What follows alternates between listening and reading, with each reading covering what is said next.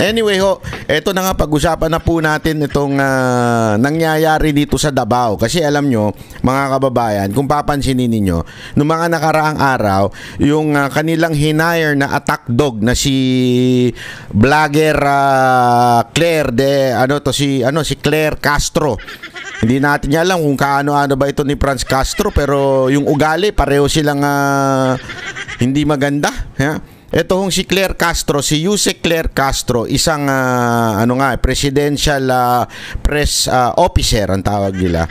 Ayaw nilang tawagin press secretary kasi hindi naman daw siya mukhang secretary, mas mukha siyang palengkera kaysa sa secretary. Kaya itong si Claire Castro na to, tawagin na lang natin si Madam Claire kasi hindi naman bagay sa kanya tawaging Yusek eh. Kasi yung attitude niya, ugali niya, ugaling kanto girl eh. Ugaling palengkera, kaya wag na ho nating tawagin siyang Yusek Claire. Tawagin na lang po natin siyang si Madam Claire. Yung parang dapat nga si Manang Claire na lang eh, di ba? Anyway, ganito nga yun. Sinasabi niya ng mga nakarang araw, di ba, diniin si Baste. Sinasabi niyang bakit hindi tanungin ni Baste yung record ng kanyang ama tungkol dun sa criminality ng Davao. Tapos kesyo umaangat daw ang criminality. 2 beses siya, actually 3 beses siyang nagpa-press briefing. 3 beses din niya atang inulit, kung hindi ako nagkakamali, na sinasabi niyang lumalala ang krimen at kaguluhan sa Davao City. Ayan. Yan yung kanyang istorya. Alam naman po natin ang ginagawa ho ng administrasyon na ito. Niyuyurakan no ang Davao para ho naman sila ay magmukhang malinis. Sabi nga nila, di ba? Para magmukha kang malinis, dudumihan mo yung kapwa mo.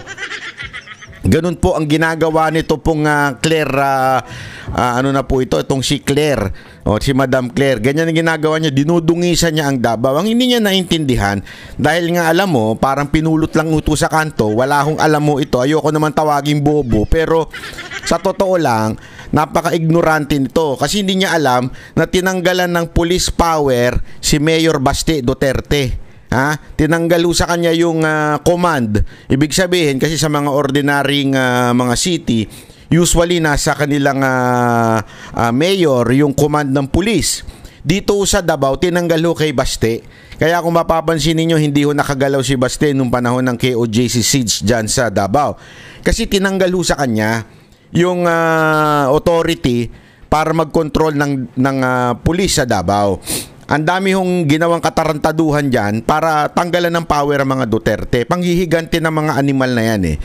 Nung nawala ho ang mga hawak ng kapangyarihan ng isang mayor doon sa lungsod, naturalmente, hindi ho nila alam kung ano yung tamang paraan para ayusin ang crime, peace and order ng city na yan. So, may mga krimen tuloy lumalabas. May mga umaangat, syempre, hindi mo na kontrolado. Tapos ang mga nilagay pa nila dyan, hindi mga taga Davao. Kasi nga, napapraning tumpunyetang gobyernong ito, napapraning sila na baka mamaya magka-revolusyon daw. Tinanggal lahat ng mga taga Davao ang pinalit kung saan galing city sa Pilipinas o kaya probinsya. Ganon na nangyari. So, hindi na ho maayos ang Davao in a sense. Kasi nga po, hindi kontrolado ni Mayor Baste Duterte. Yan po ang naging problema ng Davao City.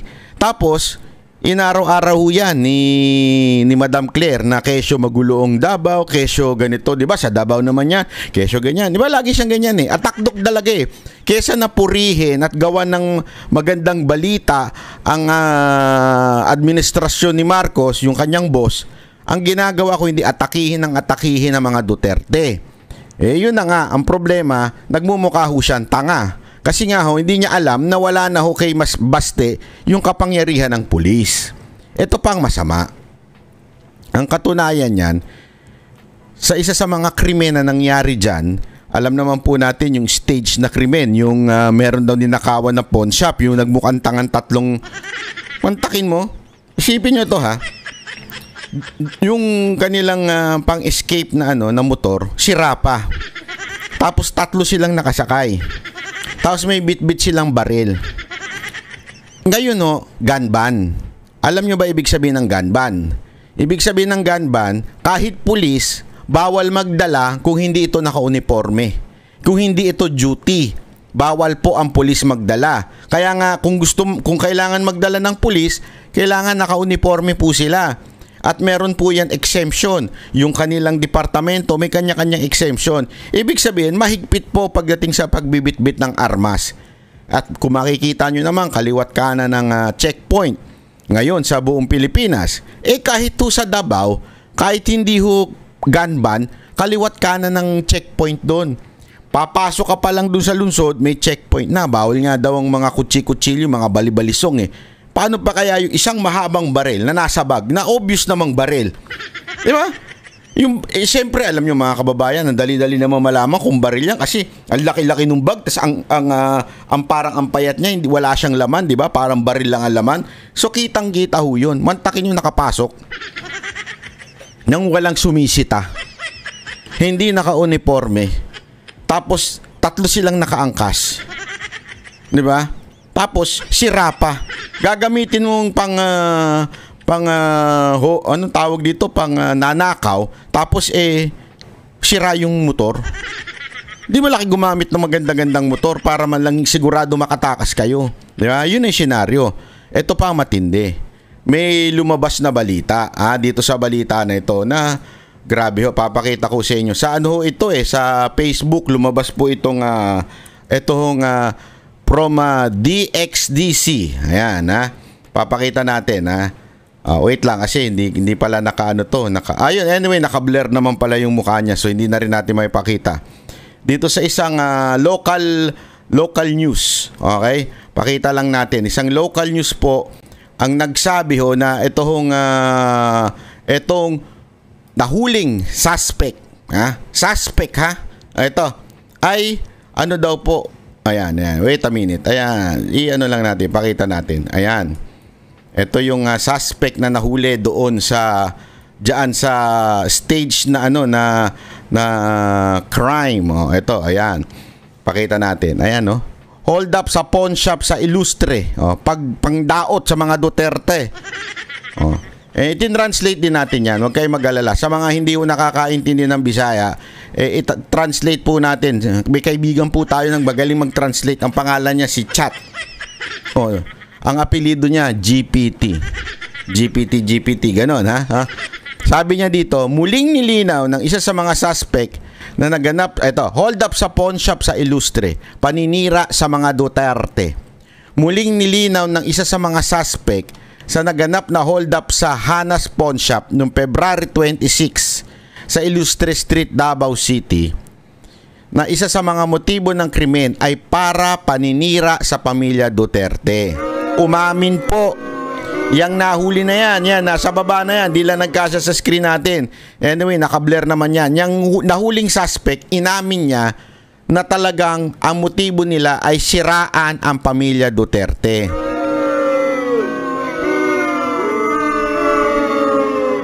Parang style lang ni Attorney Claire ito na ang motibo ay siraan ng mga Duterte sa kanyang trabaho, di ba? Ganyan ito si Attorney Claire. Ito naman, gumawa ng krimen para siraan ng mga Duterte, ang pamilya Duterte. Sa panayam ng mga mamamahayag sa naarestong suspect na si Johnny Dehito Bulawan, isiniwalat niya na bukod sa mahina ang seguridad ng naturang pawn shop, isa rin sa dahilan ng krimen ay ang paglikha ng kaguluhan sa lungsod, batay sa narinig niya mula sa kanyang mga kasamahan. Naku po! Ayon sa suspect, nag-alinlangan siyang sumama ng malamang lungsod ng Davao ang target ng kanilang operasyon. Ngunit dahil sa matinding pangangailangan sa pera sa sobrang kakasugal, hindi kasama yung sobrang kasasugal. Hindi po kasama yun. Napilitan siyang sumama sa grupo ng mga hold-upper. Dagdag pa rito, inamin din ni Johnny na gumagamit siya ng ipinagbabawal na droga noong mismong araw ng kanilang panluloob. Paano ba yan, Madam Claire? Sa ngayon, nasa kustodiya na ng Davao City Police. Naku, yari ka dyan. Ang naarestong suspect at at haharap sa sunod-sunod na kaso habang patuloy na tinutugis ang iba pang responsable sa krimen. Nako. Alam nyo, may nagbalita pa sa atin mula sa local news. Isa daw sa mga inamin ng suspect ay inutusan lang sila. May nag-utos sa taas. Naalala ko na naman yan. Yung mga kinausap na pulis noon doon sa KOJC Siege, ano sabi? Utos lang sa amin, sumusunod lamang kami sa utos sa taas. Sino ba yung punyetang nasa taas na yan? Hindi ko maintindihan sino ba yung nasa taas, lagi nyo sinusunod. Kahit mali na, sinusunod nyo pa rin. Ganyan na litanya ng mga pulis nun na nasa KOJC. Hindi, pasensya na. Kami ayaw din namin to pero sumusunod lamang kami sa utos sa taas. Sino ba yung lintik na nasa taas na yan? Ha? Demonyo ba yan? Ba't nasa taas? Ba't wala sa impyerno yung animal na yan? Anyway, eto din, ganun din nang sinabi dun sa mga local news na sumusunod lamang sila sa utos sa taas. At ang motibo nga, siraan ang pamilya Duterte.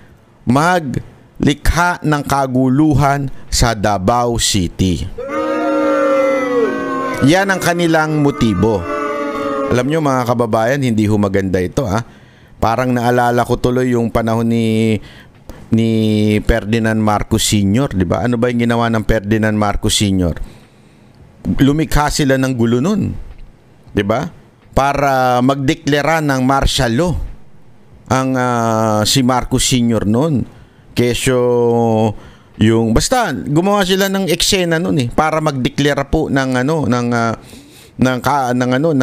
kaguluhan at magdeklara ng martial law si Marcos noon. Naku po. Parang ganito naman ang ginagawa ngayon sa Davao City.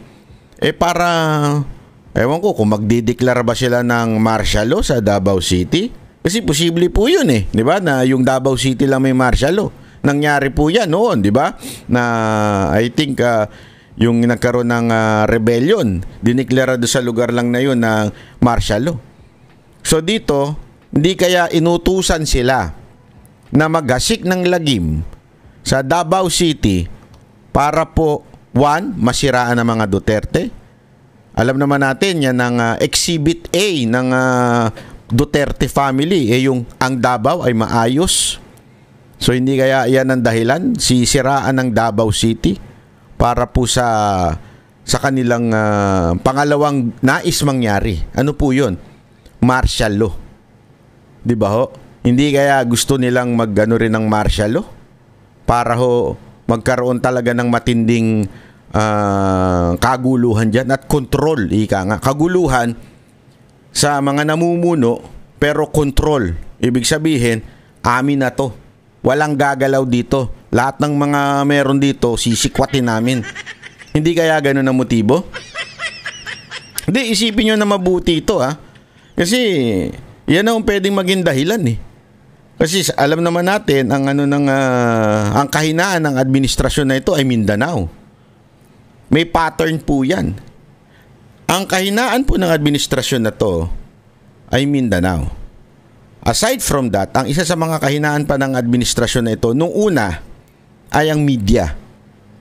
Kaya nga sinampulan nila ang SMNI, tinakot nila ang SMNI, kinontra nila ang SMNI para magkaroon ng takot sa mga ibang media na kung ito ang SMNI close namin ay nagawa naming pasara, nagawa naming yurakan ng kanilang imahe. At etong si Pastor Kibuloy na isang alam naman natin malaking natutulong sa kampanya, hindi lamang po noon kay Pangulong Duterte, maging ngayon sa PDP, yung buong slate ni Pangulong Duterte. Pag ang organize po niyan ay ang KOJC at si Pastor Kibuloy, talaga namang todo. Isipin nyo to Hindi kaya sinampulan yun para magkaroon ng takot sa ibang mga media. I think yun ang naging resulta nun. Di ba? At yung mga susuporta sa mga Duterte, tulad ni Kibuloy, sinampulan din nila.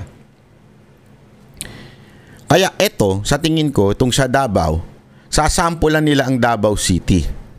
Di ba?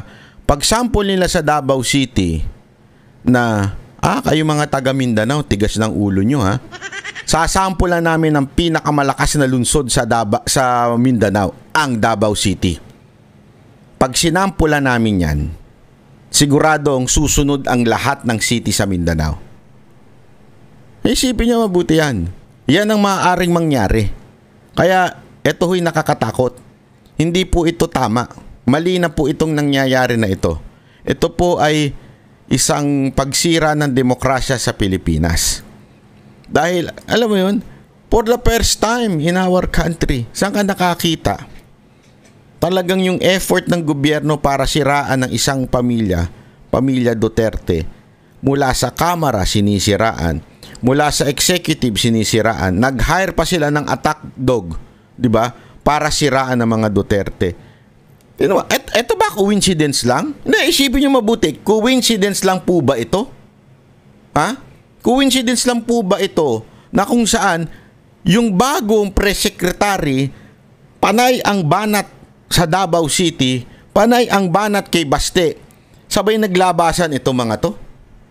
Itong mga ganitong stage crime na nangyari. At ito nga, nahuli na ho, umamin. Sa media, umamin kasi baka sabihin nila, akala ko ba arestado siya ng pulis? Oo, pero tandaan nyo, nung hinarap sa media, nayari, di ba? Nayari po nung hinarap sa media. Doon na paamin na talagang ang dahilan para maghasik ng lagim o gulo dito sa Mindanao. Kaya mga kababayan, bantayan po natin ito ha. Ito po'y nakakabagabag, nakakatakot po yung ganitong ginagawa nila sa Davao City. Ang ganda-ganda ng Davao City, ang payapa dyan mga kababayan. Pag ako nagpunta dyan, safety ako dyan, yung mga taxi dyan. Isosoli sa'yo sukli mo. Hindi bastos. Kasi yari sila sa mayor nila pagka lumuloko-loko sila. Alam mo ang titino ng mga taga Davao? Hindi, ito walang biro ito. Hindi, kayo pumunta. Ewan ko ngayon kung hinaluan na nila ng mga kusaang-saang pulis nang galing eh. Matitinuho yung mga yan. May yung respeto nila. Maayos so. Hindi ako sa nanlalaita. Hindi ko na lang papangalanan ko anong city. Isa sa probinsya sa Visayas. Maunlad din po itong... Pero pag sumakay ka ng taxi doon, tangina. Parang mga taga Maynila. Alam mo yung ganun? Kayo, sigurado ako, alam nyo na kung saan yan. Kasi na-experience nyo na rin yan. Yung asal ng mga taxi driver dyan, parang mga taxi driver sa Pilipinas na bastos. Hindi hula naman lahat bastos ha. Pero alam naman natin sa taxi driver sa Pilipinas, kung hindi bastos, manyakol. Magkaiba kasi yung bastos sa manyakol ha. Yung bastos, yung magsalita, yung arrogant. Iba pa yung manyakol. Manyakol yung nagkakamot habang namamaneho. Di ba? Kung hindi ganun, di ba? Hindi naman naliligo. Hindi, totoo yan, walang biro. Wala bagang ka-professionalism na dating, di ba? Hindi yung professional, ika nga. So parang, kaya nga alam nyo mga kababayan, eto nga yung sinasabi ko sa inyo. Sinasabi ko sa inyo na napaka-importanting maunawaan natin, di ba? Na doon pala makikita mo na yung kaayusan ng Davao City. Sobrang ayos. Pati mga taxi driver, marespeto. Pagka pumunta ka sa mga, alam mo yun, sa mga, excuse me, sa mga street foods, yung mga kinakainan, magalang, maayos silang magsalita. Hindi yung parang nanlalamang, hindi ganun. Ewan ko, kung talagang ganun, kasi ganun talaga siguro sila pinalaki ng mayor nila, si Pangulong Duterte. Kaya nabago yung kultura ng Davao. Mantakin mo ngayon, ganyan na. Wow, ha? Wow talaga. Magtataka ka. Paano nangyari yun? Di ba? At isipin mo, ito matindi. Yan ang target ng kanilang attack dog na press officer. Maya't maya, laging binabangga ang kaguluhan sa Davao City, ang crime rate sa Davao City. Paano nangyari yun? So, ibig sabihin ba kakuntsaba ang presidente? Dahil siya ang nag-uutos dito sa press officer? Kakuntsaba ba sila? Para palabasing magulo ang Davao tapos may senaryong ginawa? Ito, stage. Inamin na manggulo kayo. Ibig sabihin, hindi ho ito ang motibo para magnakaw lang. Ang talagang motibo, magkagulo o guluhin ang Davao. Umamin na guluhin ang Davao. Yun ang motibo. Tapos biglang yung taga Malacanang, yun ang bukang bibig. Aba, matindi yun mga kababayan. Hindi pa pwedeng coincidence lang po yun. Malupit po yun. Kaya yan ho, ibantayan natin mga kababayan. Hindi ho tama yan. Sana ho patuloy nating bantayan ho ang Davao City at mga kaganapan dyan. Dahil baka mamaya dahil sa alam nilang sobrang lakas ng puwersa ng mga Duterte talaga